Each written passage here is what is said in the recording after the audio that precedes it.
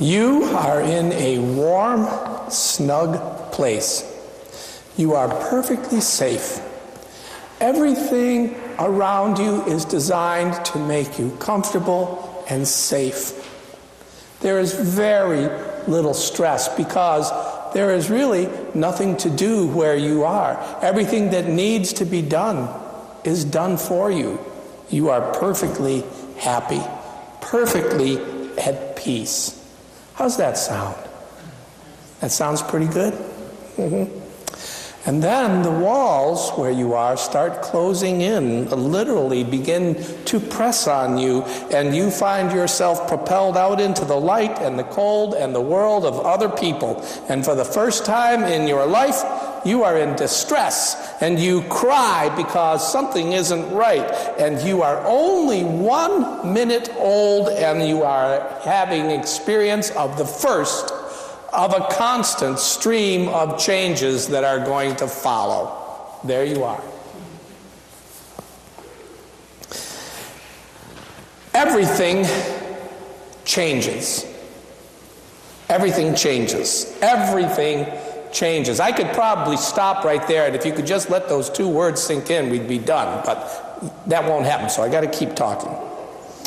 Starting from the very first day of your life, you are plunged into a life of constant change, and there isn't one single thing you can think of that isn't in the process of change. We know this. You know this, right? No, I'm not telling you anything you don't know, right? We know it, but we spend a lot of our lives pretending to ourselves that it is not true, that things are going to stay the way that they are forever. That's often what we think. We get up in the morning and we think, today is going to be a day just like every other day, but it isn't. Luckily, the changes that we experience most of the time are small and unnoticeable, but they are happening, and we have to adjust to that. Most of the changes in our life are pretty gradual. You don't really notice that you're growing. You don't realize it until one day you find that you can actually reach the cookie jar on the counter now. And then you get a hold of that. You are told that you have to regulate yourself and not have cookies whenever you get a hold of them. And then there are things that happen to us that causes changes. One day soon you're going to hear the two words you do not want to hear. Arctic vortex. It's coming, right? Today, not so bad. Arctic vortex is out there. And when it comes, what changes will it bring? Yeah, weather changes, heating bill changes, all kinds of things are going to happen. How many of you have experienced already the changes in life that an illness will bring? And sometimes it just seems to come out of nowhere. And maybe if you're lucky, the only change will be a few days off from work, but maybe the change will be a few months in the hospital. Yours or someone else's illness can change everything. And suddenly the life that you were living is no longer happening, and you find yourself in a new situation. Or an unexpected pregnancy, if you can imagine such a thing, that could change everything. And that's a big part of the story of Christmas, isn't it? An unexpected pregnancy. Imagine the chaos that ensued from the family and the community when Mary suddenly turned up pregnant and didn't exactly seem to be able to explain how that happened. And that birth changed the world. You know, sometimes it's not a thing, sometimes it's an insight that changes you. When I was about 14 years old, I had a friend who lived on the other end of the block, 2 years younger than me, and he hung out with me all the time, and he even started coming to my church. And one day after church, I was standing outside on the steps, and Jimmy was there, and Samantha was there, and I was really trying to impress her, so that was my main reason for being there. And I happened to look over at Jimmy and caught him looking at me and adjusting himself so that he was standing in the exact same pose that I was standing. And all of it, and you know, instead, I'm surprised it didn't just annoy me, but what it did say to me was, hey, somebody's watching you pretty closely. What are you going to do? How are you going to continue to be if somebody else has taken their life's ideas from you? It's a pretty big insight for a kid who was 13, 14 years old at the time to realize that how I live really makes a difference to other people. It changed me. It made a change in me. Maybe there's a moment in your life when God seems very real to you, maybe at church or walking on the beach, or suddenly the whole thing becomes clear. You begin to understand exactly what it is, what God is about and what the world is about. And you probably can't even explain that to someone later, but it changes you. It begins to make a change in the way you're doing things. I guess it's pretty obvious to say that when people met Jesus, they got changed by that. Just from the things that Jesus said. Look at this.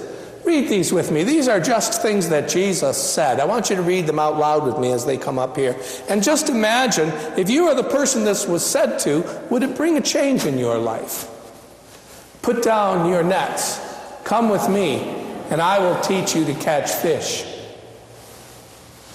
Leave her alone. She has done a beautiful thing. If someone strikes you on one cheek, turn the other to them. Sell everything you have and give it to the poor, then follow me. Whoever of you is without sin may cast the first stone. Take up your cross and follow me. And of course this one. Father, forgive them. They don't know what they are doing. If these things were said to you and you really listened and heard, do you think it would make a change in your life? I can assure you that it would. Here's another example. The great city of Jerusalem. Now, this is Auburn, Maine, and Auburn, Maine was settled in 1786, which is a long time ago. How many years ago? Don't worry, 230. I figured it up for you. 230 years ago, the city of Auburn was settled, and that was 166 years after. 166 years after the Pilgrims landed and settled in Plymouth. So it's been here a long time. Would you not agree? It's an old city. The city of Jerusalem, when Jesus was walking in it 2,000 years ago, was at that time already 3,000 years old. So how old is Auburn? Yeah, 230 years old. And the city of Jerusalem is over 5,000 years old. So it's an eternal city, wouldn't you think? It's going to always be there. And most of Jesus' disciples, you know, they were country folk. They lived in the north of the country, where the people in the north were fishermen and farmers. Have you ever heard of such a situation? Where the northern people don't have big cities, they just have farms and fisheries? Well, that's what it was like for them. So they came to Jerusalem with Jesus, and probably, maybe they'd been there before, maybe never been there before. You know how you're not supposed to walk around the streets of New York City? Do you know what you're not supposed to do? Uh-oh. Yeah, what? Yeah, don't do this. Why? Look how tall these buildings are, because people are watching you. You just got off the bus at the Port Authority building, and there's people hanging around outside looking for the first person to step off that bus and go, wow! Because you're the mark. They're coming. So, but this is exactly what Jesus' disciples are doing. They're wandering around the city of Jerusalem, and they're going, wow, look at this. It's been here. Look at this. These walls, this temple. Goodness. And they're so impressed. And they're so impressed. And Jesus says to them this awful thing. He says, listen, the day is coming when there isn't going to be two of these stones still on top of each other. Everything is going to be thrown down.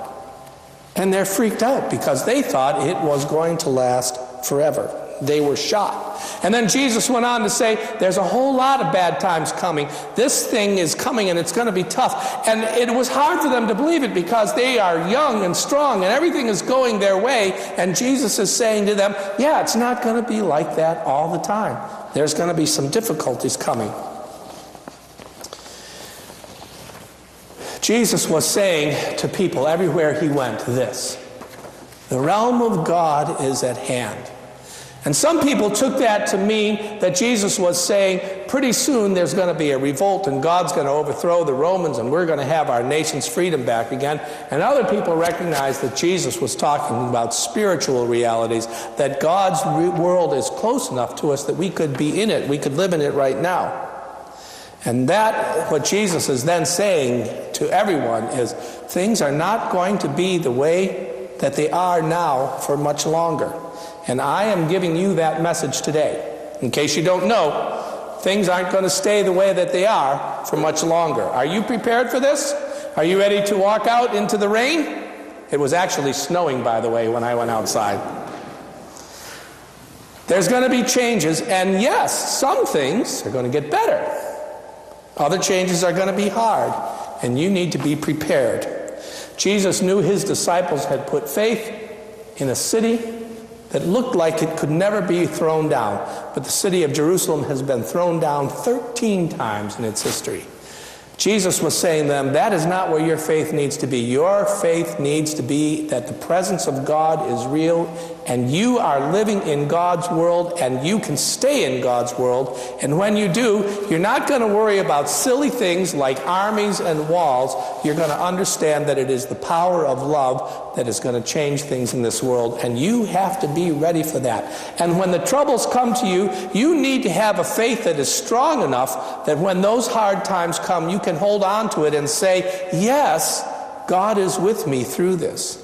Jesus needed his disciples to be ready to face these terrible things, the persecutions and troubles that were coming for them. They needed to be ready to say that and understand that through all of that, Jesus was with them. Are you prepared spiritually for the troubles that are coming to you? Because they're coming. Are you prepared spiritually for the improvements that are coming to you? Because they're coming. I think we in America put too much faith in our institutions that are all around us. I don't think anybody is sitting here today thinking that tomorrow the nation will collapse. Anybody? Maybe a year from now, but not tomorrow, right? We're pretty confident that we're going to leave this place, and when we go out, the street lights are going to be working, and we'll stop, and other people will stop, and we'll get home, and we'll turn on the faucet, and water will come out, and electricity will come, and we get so comfortable and so confident that we think that's where our security lies, when our security really lies in the fact that God is love, and we love one another. And we need to be remembered to hold on to that. Could you lose your house and be happy? Could you lose your car and be happy? Could you lose your health and recognize that in all of that, God is still with you, still present? That's what we're doing during Advent. We're preparing ourselves for those changes that will come so that we are confident and strong. Jesus said, read this last sentence with me. But if you keep on being faithful right to the end, you will be saved. Let's hang on. Let's be prepared. Let's love one another. Amen.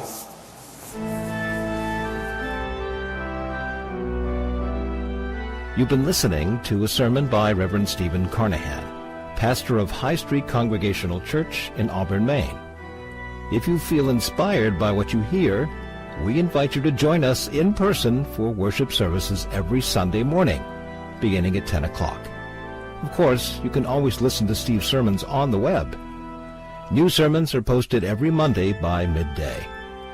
Please take a moment to explore this website for more information about our church, or visit our Facebook page at High Street Congregational Church, UCC. We hope that God's presence will be known to you every hour of every day, and that God's blessings will rest upon you now and always.